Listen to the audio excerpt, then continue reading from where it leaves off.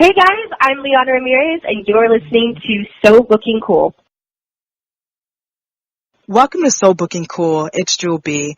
I'm thrilled. Today's guest portrays Roxy on the Nickelodeon series Power Rangers Beast Morphers. She is also an up-and-coming author. Her debut YA novel, The Secrets Within Me, is coming soon. She is Liana Ramirez. Liana, thanks so much for hanging with So Booking Cool today. You've had a passion for storytelling for a long time. Liana, what would you say is your story? Oh man, I would say that my story is anything that gets people to get inspired and tell their own stories. I mean, I grew up kind of struggling to find my own voice, and now that I think I've kind of got it, I want to help people find their own. And I would say that's kind of my personal mission for people to realize their dreams and go after it. You know, I was watching your recent YouTube video. I got to see some of it. One about your Power Rangers audition on your YouTube channel. Yes. And one of the things I love that you said never pass up on the second opportunity. And I can tell that that's something that you feel passionate about, and it's advice that you would give to other actors. Yeah, so just tell us more about that. Well, it ended up changing my entire life because whenever I went in and auditioned for Power Rangers, I originally went in for the Yellow Ranger role, and whenever things went in a completely different direction, and they said, we don't want you for that role, but we want you for this girl named Roxy, it was kind of a moment of, do I take this opportunity or not? And I was really on the fence about it. And now looking back on it, I can't believe that I was on the fence about it because it ended up being the best decision to take it. Because if I didn't take the opportunity, I wouldn't be in New Zealand, I wouldn't be on the show, and it wouldn't have been a life-changing opportunity for me. And I just don't want other actors to look at a role that's kind of okay-ish in their eyes because they really wanted another one to begin with, and just completely pass up on it because it wasn't the thing that they wanted to begin with. And I think any actor should take any opportunity they can, especially when they're in a position where they're just beginning and they're just starting out. Take as many opportunities as you can because it can change your life, and I'm living proof that it can. You know, that is some powerful words, Liana. What attracted you to acting? Because I also know that you've worked on Disney and Netflix. So tell us a bit about your journey. Yeah. Well, I was in middle school, or a little bit younger, elementary, middle school, whenever Miley Cyrus, Demi Lovato, Selena Gomez, Ariana Grande, Victoria Justice were all reigning on Disney Channel and Nickelodeon, and I just looked at those girls and their fire, their enthusiasm, and their passion about acting and just how they carried themselves on these shows were just so cool. I thought they were so cool. I'm like, hey, I want to have that much fun. I want to be that cool. And they just kind of carried me into this new world of acting, and I couldn't get enough of it. And I started realizing it for myself how fun it was, and I just couldn't get enough of it. And that's kind of how it began, as this little girl with a dream. And yeah, now as an adult, the dream hasn't really changed, and it's still just as fun. Was it anything how you expected it to be, the world of acting? Yes and no. I would say whenever I first started out, it's a lot harder than you think it is. You think, oh, I'm going to get to Hollywood, someone's going to see me on the street, and bam, I'm a star.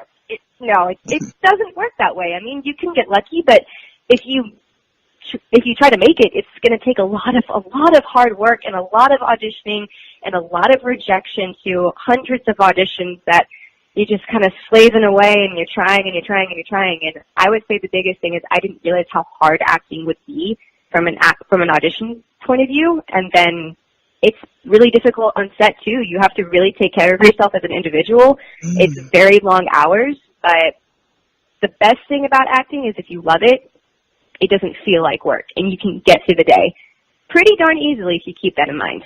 You mentioned like slaving away at it and grinding in the grind. For those of us who don't know, what does the grind look like for an actor who is trying to make it, Liana?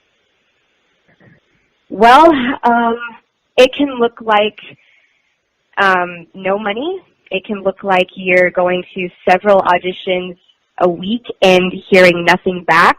It's a lot of waiting. It's a lot of go, go, go, and then just more waiting. It's a lot of seeing hundreds and hundreds of scripts a year and not getting any feedback from casting directors, producers, your management, your agents. It's a lot of silence and waiting. And for if you're kind of going on it by yourself, on a journey by yourself, because I know a lot of actors who are in LA pursuing their dreams without a family, it's super difficult, and it feels very lonely, and it can feel very isolated, and frankly, very depressing sometimes. And there's a lot of moments where you are bawling in your room thinking, should I just give this up and become a lawyer? I mean, that seems way easier at this point. I mean, yeah, Harvard sounds great. I could do that, right? But it's honestly a very difficult journey. And I would much rather have someone say that to somebody up front, that it's going to be very difficult and be very hard, than having nobody tell that to you, because nobody told that to me. Nobody told that to me, my family. My brother and I were both in this business, and we all moved out at a very young age to try to pursue this, and no one told us it was going to be very hard, or there's going to be moments where you might not have a lot of money to even buy headshots or get a self-tape done professionally or get headshots. But, you know, if you love it so much, it doesn't matter. You're going to figure out a way to make your dreams possible. And that's the biggest thing at the end of the day, is no matter what, you can't give up. You can't give up on your dream, no matter what it is, even if it's acting or something else. You clearly persevered. What does it mean to be a part of Power Rangers, which has been is such a legendary franchise? It's really cool. It's really, really cool.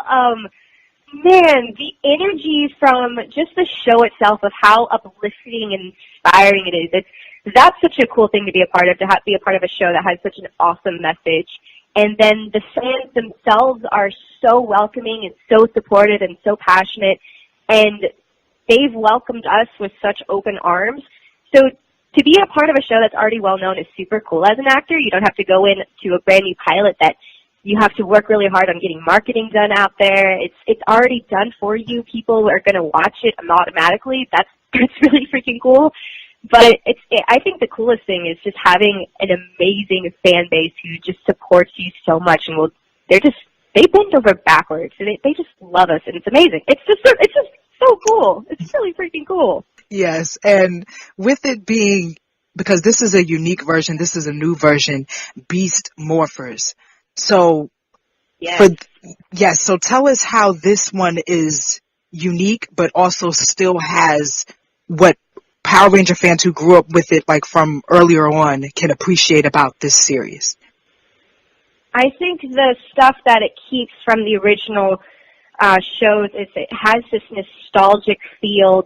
The way it's shot, the way it looks is just how it was when people were growing up. I mean, the action is so similar. We have some of the same people that are working on the action front teaching us how to do the action are the same people from the original show, the one that came out 26 years ago, and they keep just the style of it the same. And of course now how they're shooting it, how the writing is done, and the stories, and I think they just totally knocked it out of the park with the actors. It's just all come together with a perfect formula of something bigger and better than it's ever been before. And I think Hasbro has a lot to do with that, because when they took the franchise, they're like, we're going to take it to the next level, and we want this to be a new era, the beginning of a new era for this franchise. And I think they've done it. I think they just knocked it out of the park, honestly. Something else that I thought was cool was that you mentioned in your audition for Roxy, you found that you also just liked the character. Does that typically happen as an actor when you're auditioning? Not all the time. I actually had an audition, a new self-tape for new projects coming up, and I was like, I don't even know who this person is at first. It was really hard for me to understand this new character, and that happens a lot. You're like, ooh, I don't like this one. Oh, or I like this one a lot. And it happened to be like I really liked Roxy from the get-go. I found her voice and her mannerisms and her characteristics pretty much right away, and I think that helped just transitioning from audition to the show. yeah, Roxy was honestly really easy for me, which I'm very thankful for. What's your favorite thing about portraying Roxy? She is kind of this question mark. Every single day I go into work, I'm going, how is she going to be in this scene? Because she's kind of like a snake to me. You never know which direction she's going to go. She can bite really hard, or she can just kind of slither her way through a scene. And she's just so funny. She can be super animated, or she can be super deadpan. Like, just making those decisions just kind of on the spot. That's what I love about her. She's just so different and mysterious. And I think that's what I love about her the most. I want to ask another question about acting before we talk about your novel, but what do you think makes a strong cast?